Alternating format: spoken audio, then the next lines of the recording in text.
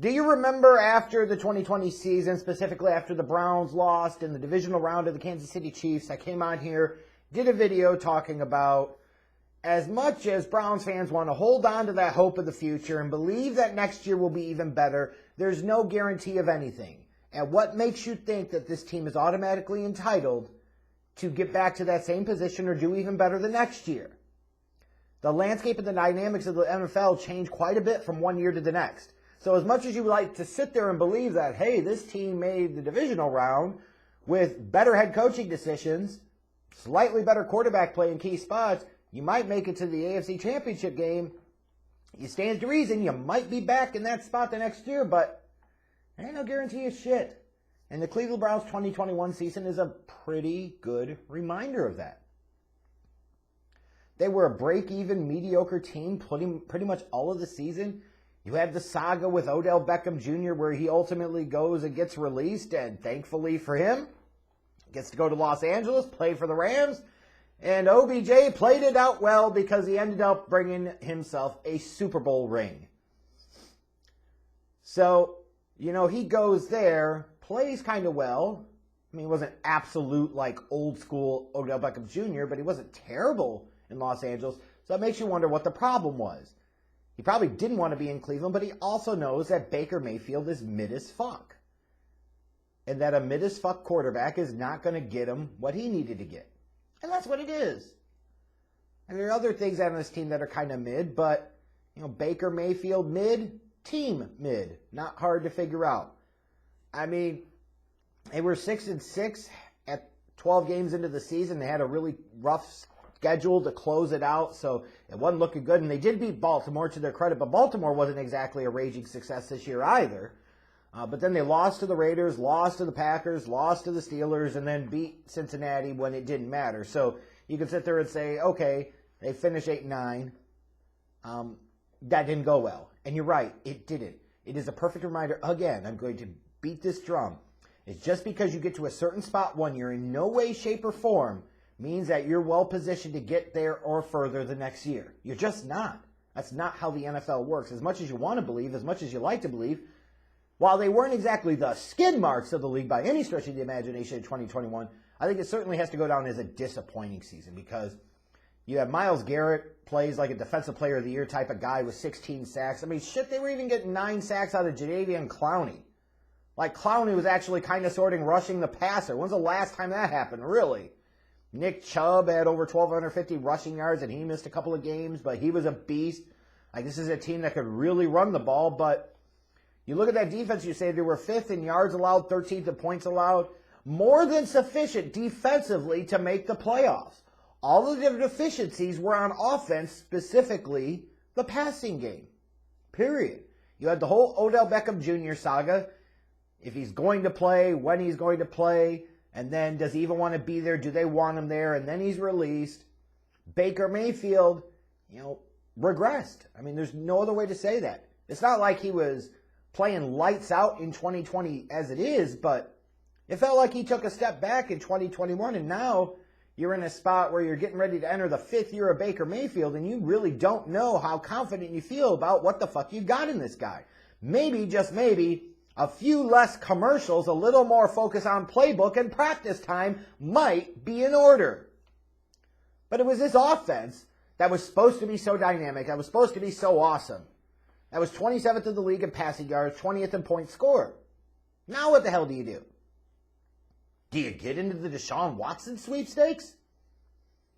Why would you do that? Why would you try to trade the farm 5 years later for a guy that you should have fucking taken in 2017 to begin with? That makes no goddamn sense. I mean, wanting to move on from Baker Mayfield potentially makes sense because he's just not good. He is mid at best.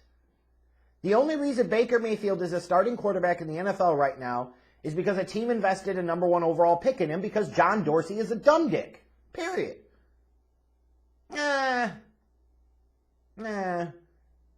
Baker could start for a few teams in the league. But the only reason Baker's profile is as high as it is because John Dorsey's a dumb dick who took him number 1 overall in 2018. If you're going to take a 6-foot quarterback number 1 overall, you better fucking be right. And he wasn't right. Just the way it goes. So now you wonder what the hell's going to happen here with this Browns team in this offseason. They've made one move already, gave up a couple of late-round picks to bring in Amari Cooper. Good. Like, that makes sense. You have to get better skill talent around Baker Mayfield. Amari Cooper's a damn good route runner, one of the better ones in the league. Now, is he truly a number one? I don't know about all that. They've also franchise tagged David Njoku, which I thought was interesting.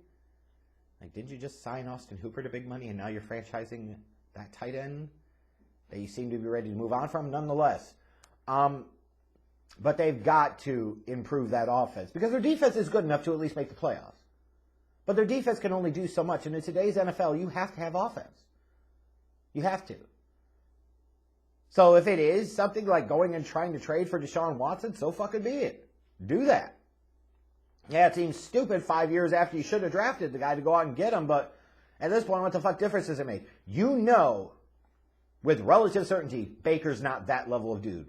When Deshaun Watson is actually playing, he is that level of dude. The Browns don't have a ton of cap space, and that certainly decreases now with the trade for Amari Cooper. Well, they have to cut a couple of players to create some room. We'll see. They've got some free agents like Jadeveon Clowney, Rashad Higgins, Anthony Walker Jr. I'd imagine they want to bring some of them back, if not all of them. All of them. But, this is a critical offseason for the Browns. Now you're going to head into year 3 of the Stefanski era. What do you got here? Year 5 of Baker Mayfield. Assuming you don't make a big move at quarterback and Baker's your dude in 2022, what do? You got to help him out. And even with the addition of Amari Cooper, maybe that spells the end of Jarvis Landry's time in Cleveland, you need more help at wide receiver, period. You need multiple wide receivers in that unit. So you would expect one, if not multiple picks early in this draft to be spent on wide receiver. Defensively, I could argue that they could use some help up front. They could use some depth in terms of edge rushers opposite of Myles Garrett, and that's even if they retain a Jadeveon Clowney. They could certainly use a little more help inside on that defensive line. The reality is that it all comes down to, there's only so much you can invest in the offensive line. Your backfield, talking about the running back situation, is really damn good. Your tight end situation is pretty damn good. You can fix the wide receiver, but at some point in time, it comes down to what the fuck you've got at quarterback. You hate to put it all on one dude, but in this case, it's pretty appropriate. Baker's Browns will only go as far in 2022 as Baker's able to take them. So it is important to get that wide receiver position addressed, take that from a weakness to a position of strength, and then find out what the fuck you got, unless you're going to change course and you're going to bring in a different quarterback. Because otherwise, unless something dramatically changes, you're going to be right back in the same spot again next year, and then what the fuck are you going to do?